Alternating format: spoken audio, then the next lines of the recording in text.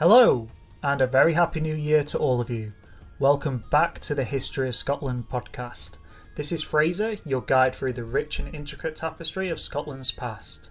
As we step into 2024, I want to extend my heartfelt thanks for the incredible support you've shown this podcast over the last year. Your enthusiasm and engagement has been the driving force behind our journey through Scotland's fascinating history. And what a journey it's been. We've been doing this podcast since 2020, so it's been a great journey so far, from the early Caledonian days against the Romans, through the Kingdom of Picts, through the Kingdom of Alba and Macbeth, to today's great episode starting the reign of one of Scotland's longest reigning monarchs. Anyway, in our last episode, we delved into the laws, languages and culture of 12th century Scotland, exploring the social fabric that was in place right up until the end of King Malcolm IV's reign. We uncovered how these elements intertwined to shape the Scotland of that era, providing a crucial backdrop for the events and figures that followed. Today, we embark on a new chapter, turning our focus to a figure whose impact and importance on Scottish history is nothing short of legendary. We're going to delve into the reign of William I, also popularly known as William the Lion, a king whose story is woven with the threads of valour, conflict and ambition. His reign marks a significant epoch in the annals of Scotland, one that offers an insight into the medieval landscape of power, politics and personality. William I's story begins in 1142, born under the rule of his grandfather King David I. It's a time of transformation and turmoil, with the shadows of power struggles and the glimmers of cultural and political evolution casting their shapes across the Scottish lands. As we explore his life and times, we'll witness how William the Lion positioned Scotland during a period fraught with challenges both internal and external. Our narrative will stretch all the way to the cusp of the Great English Revolt of 1173, a pivotal moment that not just in Scottish history, but in the broader context of British and European affairs. This revolt, a complex tapestry of alliances, conflicts and ambitions, saw William play a crucial role, one that would have lasting implications for Scotland. Our exploration will not just be a recounting of events and dates. Instead, we'll strive to understand William the Lion as a monarch and as a man. We'll delve into the decisions he made, the battles he fought, and the alliances he forged. But more importantly, we'll try to understand his motivations, his challenges, and his vision for Scotland. This will be a journey not just through the corridors of power, but also into the very heart of what it was meant to be, a Scottish medieval monarch against the English. So, without further ado, let's embark on this remarkable journey together. Let's turn the pages back to the mid-12th century and bring to life the story of one of Scotland's most dynamic and influential monarchs, William. Stay tuned, as this episode promises to be a fascinating exploration of a pivotal figure in Scotland's storied history. In the annals of Scottish history, few figures stand as prominently as William I. His reign, spanning nearly 55 years from 1165 to 1214, marks one of the longest and most influential periods in medieval history of Scotland. To understand the significance of William I, it's essential to grasp not only his actions and policies, but also the context in which he ascended to the throne and the lasting impact of his reign. William's significance in Scotland's history can be attributed to several key aspects of his reign. First and foremost, he was a monarch of resilience and determination. His initial years as king were marked by challenges, including his capture by the English in 1174 and the subsequent Treaty of Fallouse, which placed Scotland under English overlordship. However, William's later successes in regaining Scotland's independence from this vassalage marked a turning point in his reign and in the history of Scottish-English relations. Moreover, William's era was a time of internal consolidation and external expansion. He continued the process of integrating Norman culture and systems into Scottish society, a task initiated by his predecessors. This integration was not just cultural but also administrative, as William worked to strengthen royal authority and centralise his governance. His reign saw the expansion of further royal boroughs, the establishment of royal castles, and the introduction of silver coinage, all of which were critical in the development of a more modern and economically vibrant Scottish state. Even though the previous kings had Scottish coins being minted, William decided to mint the coins in a rarer silver ore, which actually increased the value of these coins. William was also significant for his military campaigns and territorial ambitions. His efforts to expand Scottish influence into the north of England, while ultimately unsuccessful, demonstrated the growing power and ambition of the Scottish monarchy. Domestically, he worked to secure the Scottish borders, particularly with the Kingdom of the Isles and Galloway, regions that had long been sources of instability. Think of Somerled.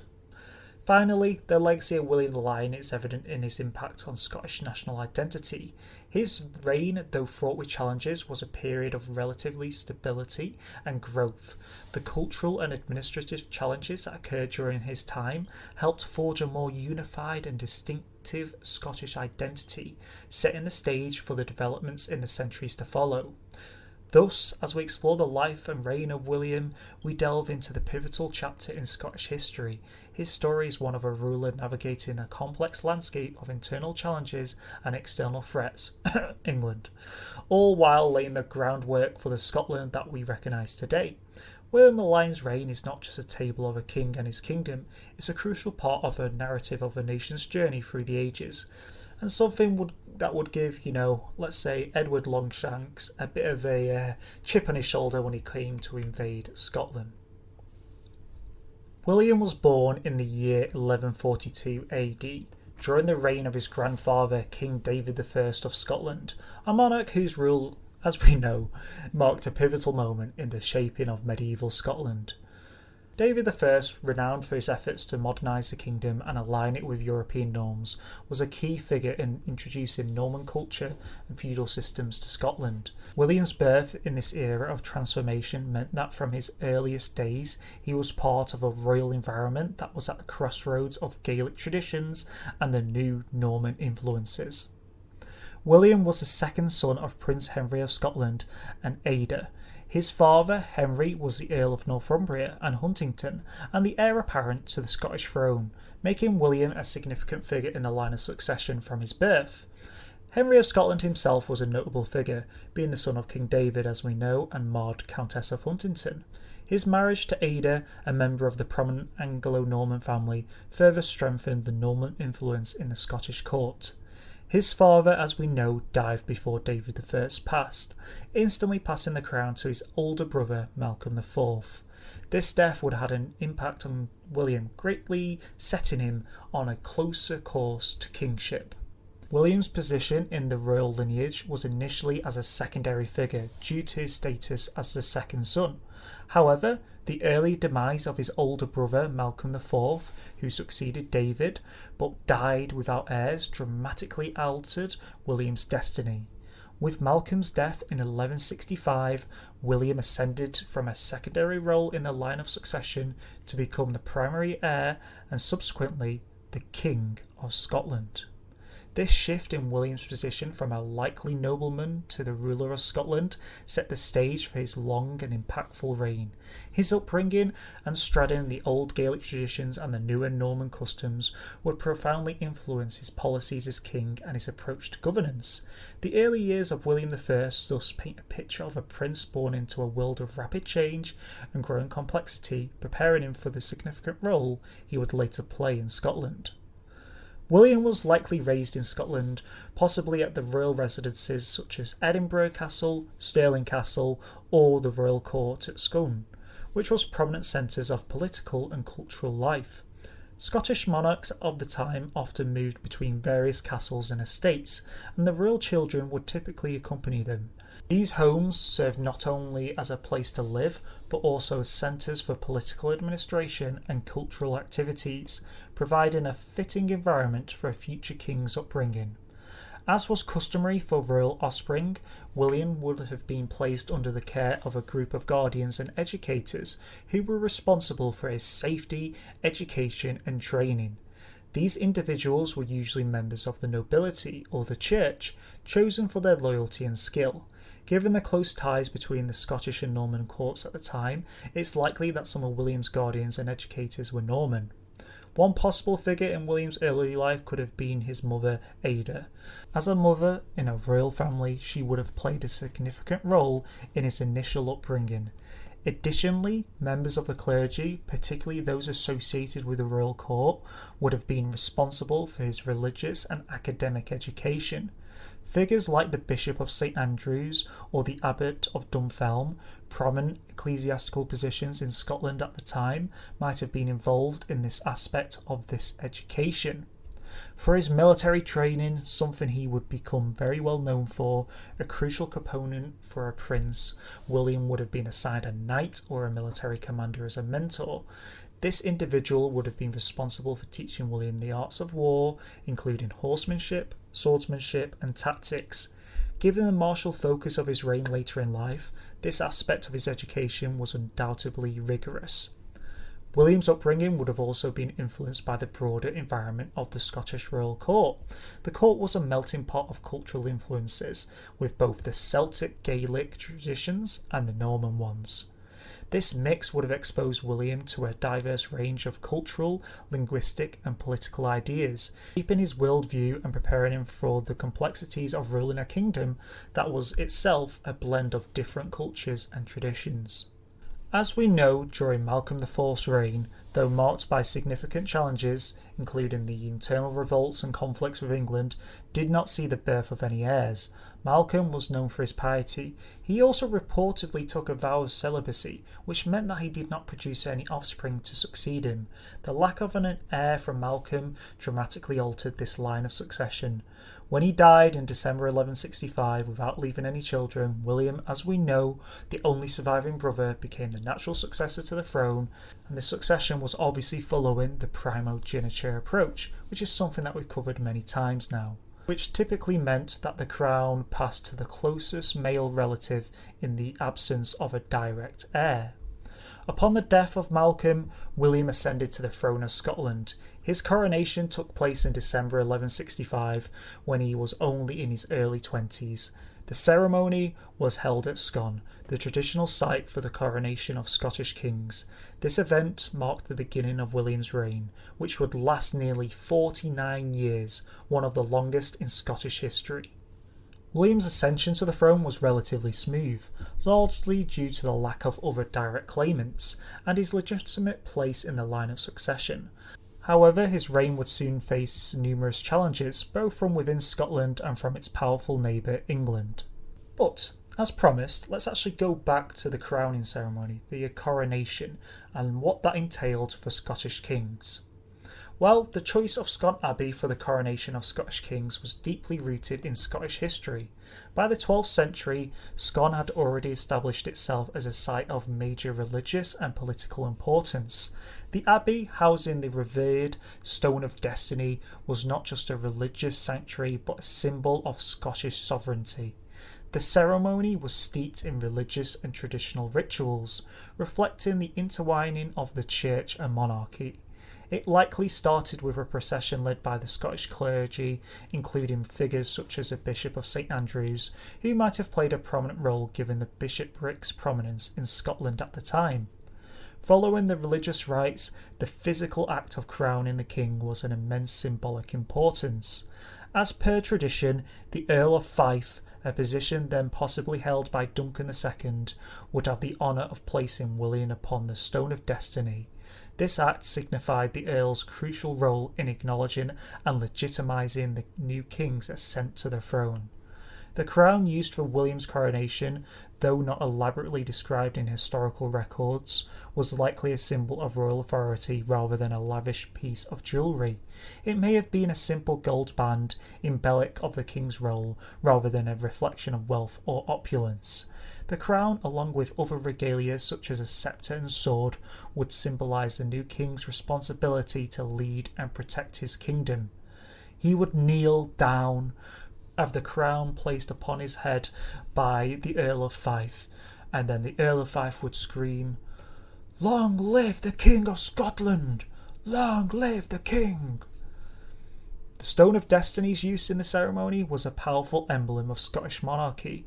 Legends associated with the stone were well known, including its supposed origins from the biblical times and its journey through Ireland to Scotland.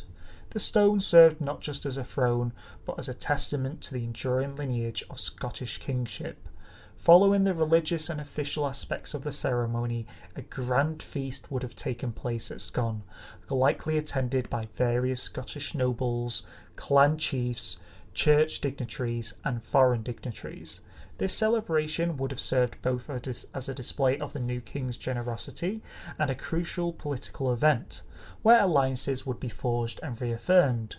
Figures like the Earls of Strathearn, Angus and Mar, powerful nobles of the time, might have been present, alongside representatives from the neighbouring regions and countries. In the days following the coronation, William I would begin the complex task of governance. This would involve consulting with his advisors and nobles, many of whom would have been present at the coronation. These discussions would set the tone for his initial policies and actions as king, addressing the immediate challenges within his kingdom and setting out his long-term vision for his reign, which may or may not involve England and a certain invasion. Though these are not full details of the process, and it isn't fully documented really till later on in Scotland's history, we still get a very rich picture of William I's coronation, an event that was not only a ceremonial passage but a pivotal moment, setting for the stage for his nearly 50-year reign, a period that would significantly shape the course of Scottish history, and this ceremonial passage would be something that is repeated for many Scottish kings to come, even when the Stone of Destiny was critically robbed by Edward Longshanks. Upon ascending to the throne in 1165, William faced several immediate challenges. One of the primary issues was consolidating his authority within Scotland. The kingdom was not a unified state in the modern sense, but a collection of territories often ruled by powerful local lords, chiefs or murmurers. William had to assert his authority over these regions and ensure their loyalty, a task complicated by the diverse and sometimes fractious nature of his realm. Another challenge was the ongoing tension with England. The Scottish-English border had long been a source of conflict, and William inherited a situation where he had to defend Scottish interests while managing a powerful and often aggressive neighbour to the south.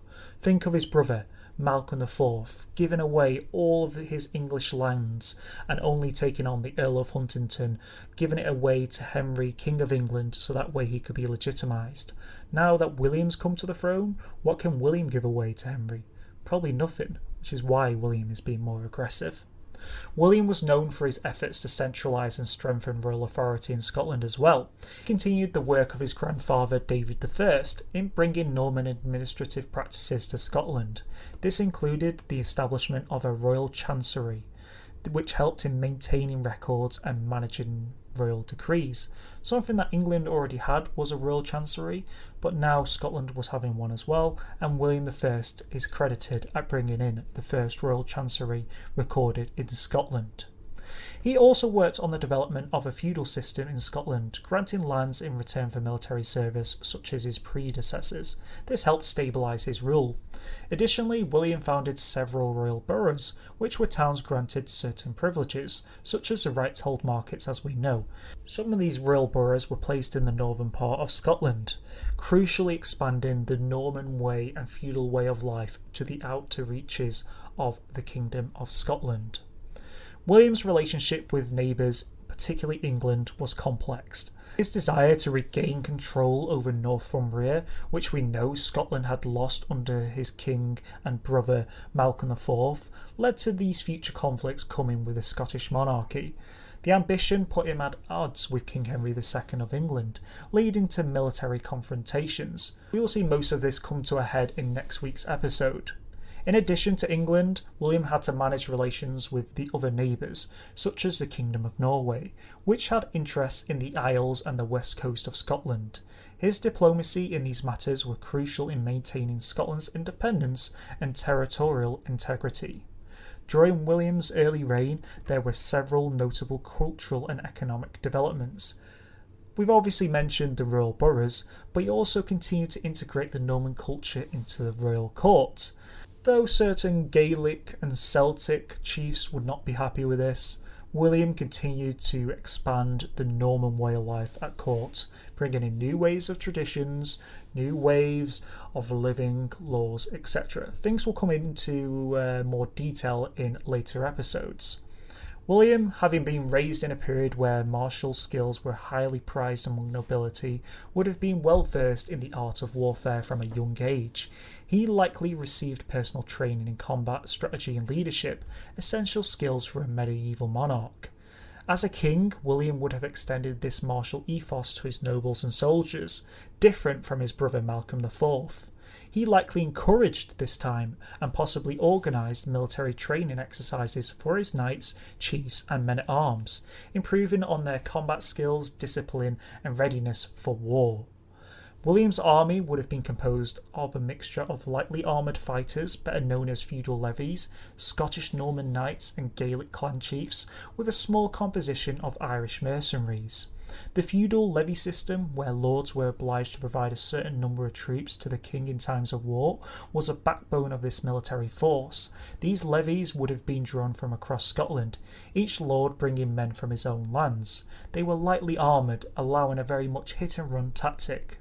In addition to feudal levies, knights were the elite fighting force of the time, and they played this crucial role to perfection.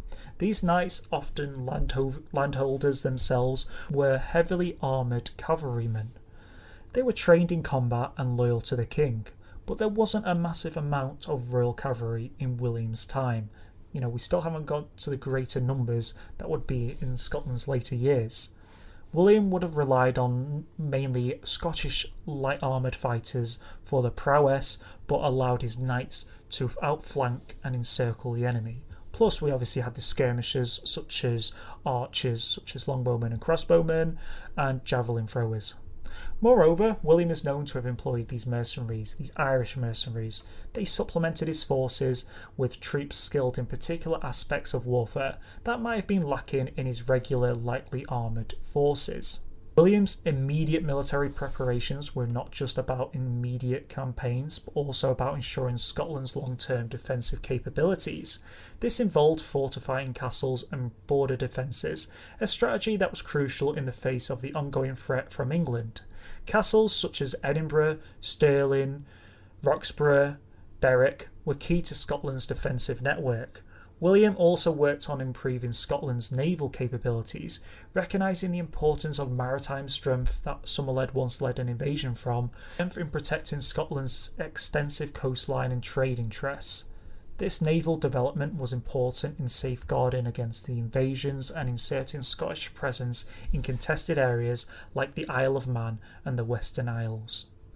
But for William to invade England successfully and not fail like his grandfather David I, he would need an ally, and who better of an ally than the King of France, a king who hated the English king just as much as William did.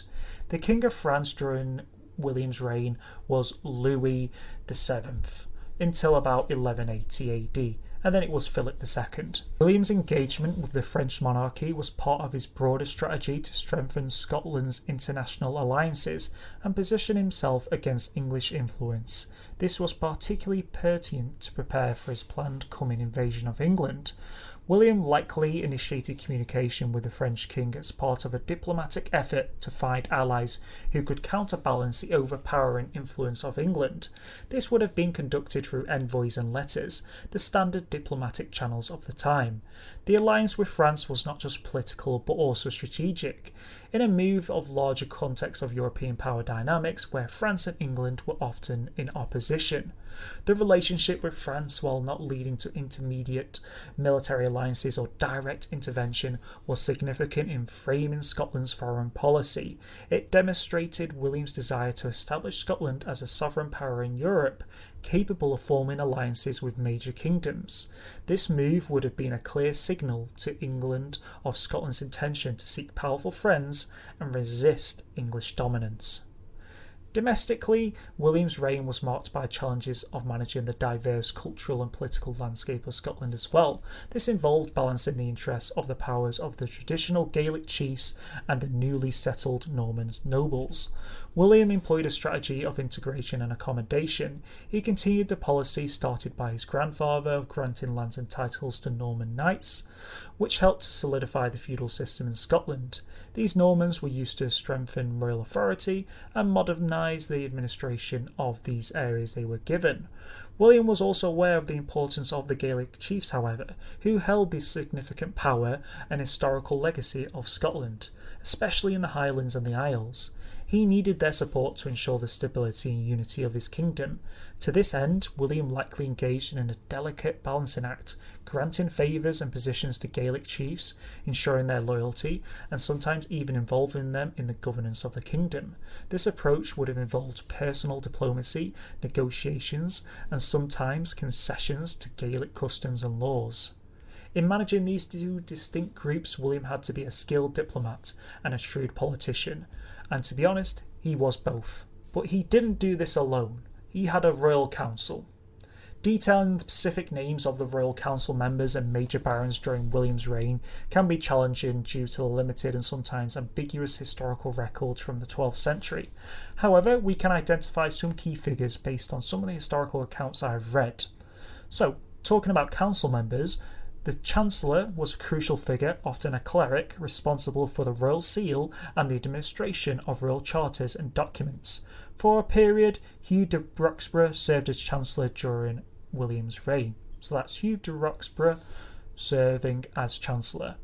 Justiciar. The role of the Justiciar was to administer justice and oversee the legal system.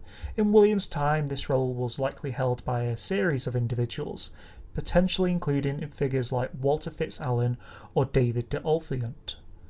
Steward/Seneschal. While the stewards managed the royal household and estates, Walter FitzAlan, as we know, was the founder of the Stuart dynasty, and he is known to have served in this role during William's reign, carrying on the FitzAlan legacy at being the Steward of Scotland. Chamberlain. Overseeing the financial matters, the Chamberlain was a key position. Alistair Sotteville is an example of a Chamberlain during this period under William I. But what about the baronage under William I? Well, as always, it included a mix of Gaelic and Norman individuals. Some of the key Norman barons, the greater ones of this time, were Walter FitzAlan, Richard de Morville, and William de Beaumont. Richard de Morville held the position as Constable of Scotland, and he was a significant Norman baron. William de Beaumont was Earl of Buchan and was a prominent figure in the Scottish nobility. In terms of the Gaelic chiefs and barons, we had Gilchrist, Earl of Angus, who was a Gaelic noble and represented the traditional Scottish. We had Malcolm, Earl of Fife. The Macduff family of Fife was prominent, with Malcolm being a key figure during this period. And then we had Gael Brigadiate, the Earl of Strathearn, another powerful Gaelic lord indicative of the influence of Gaelic nobility in William's reign. So that's Gael Brigadiate. These individuals, among others, played significant roles in the governance, military campaigns and diplomatic efforts during William's reign.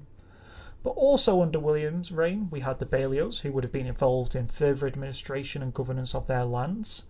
And then we obviously had the de Bruce family, headed by Robert de Bruce during much of William's reign. He had the lordship of Arndale. Although we are actually up to Robert de Bruce II here, and not the first Robert de Bruce, the one who, betrayed King David I. Both the Balliol and de Bruce families were part of the wider process of Normanisation of the Scottish nobility. Though neither party are in the inner circle, they are still crucial families in the great Scottish nation. Anyway, imagine the scene at Edinburgh Castle. William the Lion is there in his court preparing the invasion of England when a cleric rushes in. This cleric informs him of a coming revolt in England. This revolt is the revolt of 1173 to 1174, a significant uprising against King Henry II of England, and it was a pivotal moment in the reign of William. Understanding the contributing factors to this revolt, William's role in it, and the political and social landscape of Scotland at this time provides crucial context to the events that followed. The revolt of 1173 to 1174 against Henry II was fueled by a combination of factors. First of which was Henry II's policies. Henry's attempts to centralise power and his administrative reforms had created discontent among the English nobles, who felt their traditional privileges were being eroded. We're talking about the Plantagenet Empire here, the massive kingdom going all the way from the northern borders of Scotland all the way down to the Duchy of Aquitaine. So Henry was very much focused in his lands in France and the Duchy of Aquitaine, and less about his English lands. Family conflict as well. Henry II's sons, notably the young King Henry, Richard, who would be later known as Richard the Lionheart, and Geoffrey, supported their mother, Eleanor of Aquitaine, who rebelled against their father's authority, seeking greater power and autonomy. Dissatisfaction with Henry II's rule extended beyond his immediate family, with various English and Norman barons as well as other rulers, including the King of France, seeking an opportunity to assert their own power and settle grievances. Now backdrop this with William I's decision to form an alliance with France, and this was a significant move against Henry. This alliance was part of a broader coalition against Henry II. We had the French king, Louis VII, and then we had Henry's sons. William's participation was motivated by his desire to regain control of Northumbrian territories lost by his brother, so this alliance worsened his standing with Henry II, but it positioned William as a direct adversary, ensuring the conflict would come into play. On the eve of the revolt, Scotland was experiencing a period of relatively internal stability and consolidation under William's rule. He had worked well to strengthen the royal authority and integrate the Norman culture, establish the feudal systems in greater effect of regions such as Moray. However, there were still underlying tensions. Obviously, we had the Norman Gaelic dynamics that was going on and the Gaelic chiefs feeling a bit left out, but the border tensions between England and Scotland had worsened, and with William keen to assert Scottish claims over the contested areas, he was ready. And obviously he was ready from this military preparedness that we mentioned earlier on. William had focused on strengthening Scotland's military capabilities from the get-go, anticipating potential conflicts with England. In this context, the revolt of 1173 and 74 presented both an opportunity and a risk for William I.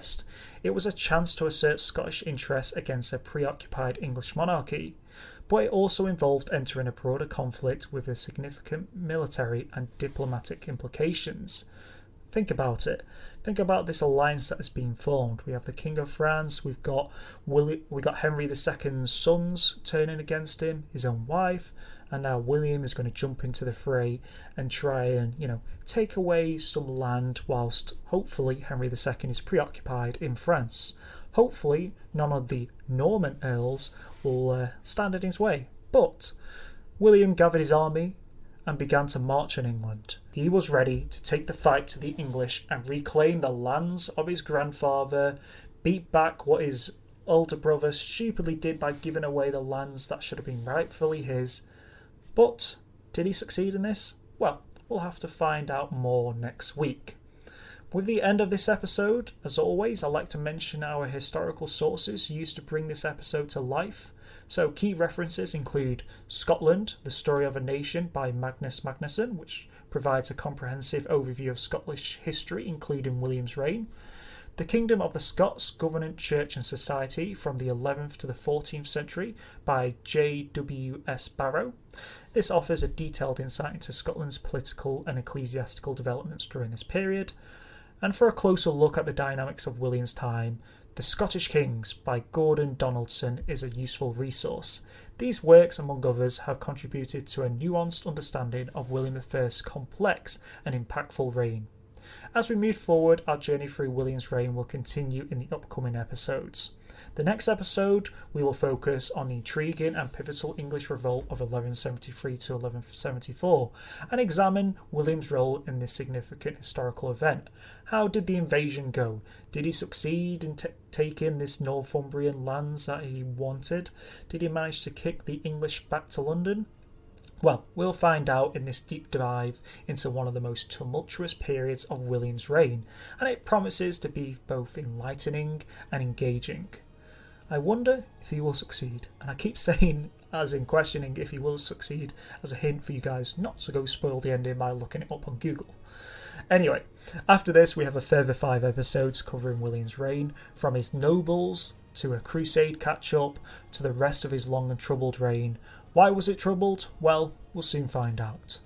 Remember, our podcasts are released weekly, with the next episode scheduled for release next month. We produce 3 episodes a month to ensure each one is crafted with attention to detail and historical accuracy you've come to expect. I haven't managed to redo the second episode of this podcast series yet, so I'm going to set that as a task of Q1 of this year to get it done, so I'll keep you updated on that. But if you want to stay updated in different ways, please connect to us via following our Twitter at the handle @thehistoryofsc1.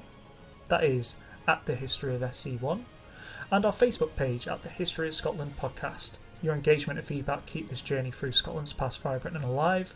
We've hit over 60 members in the Facebook group, and I think we're on about 30 followers on Twitter, so thank you for all the upcoming support there.